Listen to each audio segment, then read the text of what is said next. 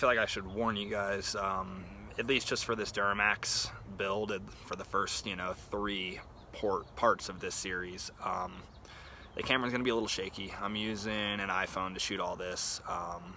My homeboy Tommy, a loyal Instagram follower that I became buddies with recently, he's actually donating older GoPro Hero 3 to the channel. So from now on, I'll actually be able to leave that GoPro running in the garage, just time-lapsing a lot of things that I'm doing and really make this easier. The biggest reason I haven't done this YouTube series or anything on YouTube really so far is because, we're working hard to eliminate debt this year. We're busting ass on keeping on a budget, and the GoPro really hasn't been in the budget. And filming with an iPhone when you're trying to listen to music, when you're trying to answer texts, when you're trying to look things up, it's a major pain. It can be done, it's just difficult. So oh, I got traffic. So shout out to Tommy. You'll see his Instagram name down in the bottom. Give him a follow, give him a request, comment on some shit, and he's a cool dude. Definitely helped out the channel. If it wasn't for him, I really wouldn't be putting the work into getting this Duramax video out there. I was just gonna rip this apart and do it on my own and not really care. But when you got people going that far for you and willing to, donate things that they spent their personal money on, and without trying to make a sale, without trying to make money, just genuinely trying to help a dude out, that leaves a big responsibility, which means, I need to be out here filming and doing what I'm told to do, because I've had a lot of you guys yelling at me to start this YouTube channel. So props to Tommy. Sorry for the shaky video. I mean, it's the iPhone life. I'll do what I can to keep it still, but when you're holding your phone 5 feet out in front of your face, it's kind of a pain in the ass. So we're on a little road trip right now. You want to tell us where we're going? To get the Duramax. We're getting the Duramax back. It's been a year and 2 months or so that I haven't driven this thing. I bought it Christmas of last year of 2016, and I drove it home. I had major engine problems since then, and I haven't done anything with it since. It's been broken. I just haven't been in the financial position to be getting everything rebuilt. It's $8 grand to be putting a motor in one of these trucks. So we're on our way out. We're gonna go pick up the truck. It's in pretty sad shape, but that's what the rest of this video is about. We'll be busting ass and getting it done. What's that exhaust? Step on it.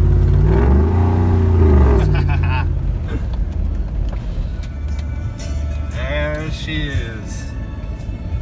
Real sad shape. Alright, let's get her loaded. I definitely was not kidding when I said this thing was in bad shape. I mean, it's just chilling. Owe plenty of money on this thing, and it's just dead, done. So we're gonna haul it home. The interior's in good shape, the body's in excellent shape. I'm gonna have to try to decide whether I'm gonna keep the utility bed or throw another standard fleet side bed on there. So it's the first time we've got our Yukon hooked up to anything, and I almost kind of feel bad for wanting to yank the air suspension off this thing and slam it on the ground. Look at how well this thing handles. Level, straight fucking level. I'm seriously impressed with that. That is awesome. Ready to come home. That, and for the viewers out there that haven't seen this, got a little project car. Maybe we talk to Rob Ferretti one of these days if I can get some followers and get this done and ready for Project Car Challenge next year. I think that'd be something cool. Comment, tell me what you want to see. All right, we're at the end of day 2 on parts truck teardown. We got Dins. Oh, there he is. Yo. So, day 2, we've got motor pulled, trans pulled, unfortunately, motor's shot. Can't use it, probably just gonna use it for like a 408 stroker build. Gotta send it to the machine shop, whatever, long term, don't care. We've got all the body mounts loose, we've got the bed loose, I got the entire interior gutted, which I'll show you right now. I take back everything I said about the Yukon I built my wife this last few weeks, about that being the most disgusting thing I've ever worked on in my life, because this takes the cake. Just the amount of nastiness. Yeah. How's it smell? Smells like shit mixed with shit. Smells like dick, dude. Dick times 10. I mean, not that I know what dick smells like. I mean, maybe I do. You guys don't know. I don't know. Smell your lip. Everything's wet and just... Ugh. Yeah, that's parts truck life. I love parts trucks and I fucking hate parts trucks. I also found out why the whole bed was full of trash. They cut the fuel pump out of it and then buried it with trash so no one can see it. Little things. You buy something sight unseen, that's what happens. So now it's about midnight. We're getting ready to drop the bed off, and I think we're gonna wait till tomorrow to pull this cab. It's getting kind of late, and I want to drink some more beers.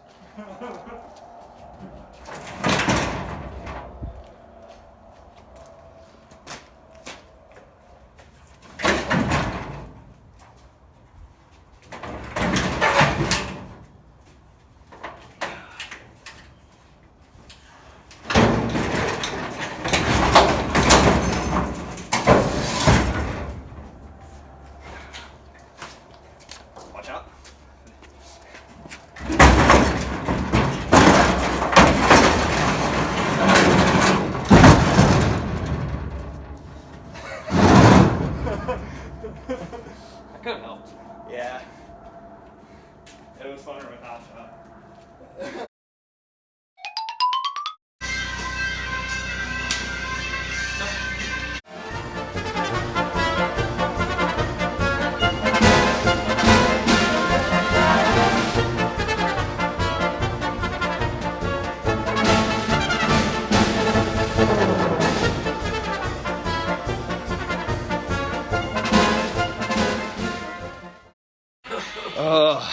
So as you can see, we got the fucking carpet out of it.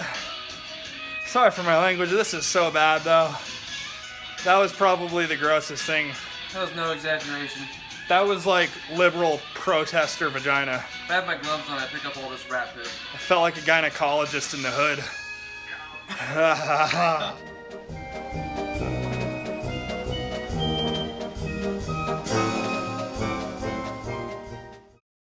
Alright, so we got an issue with my crawler. It's been down for like 6 months for something just as simple as a throttle pedal control module, which is located on the driver firewall.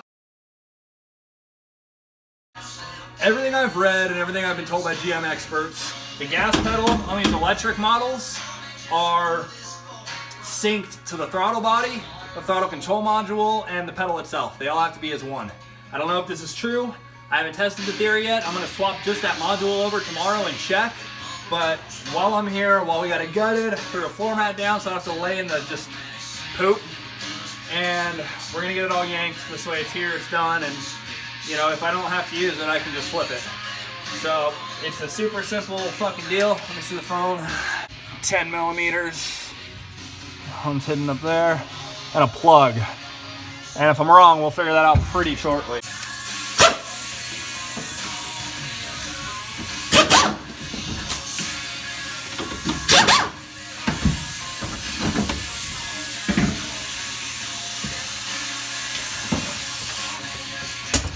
That simple. Now we got our electronic throttle pedal.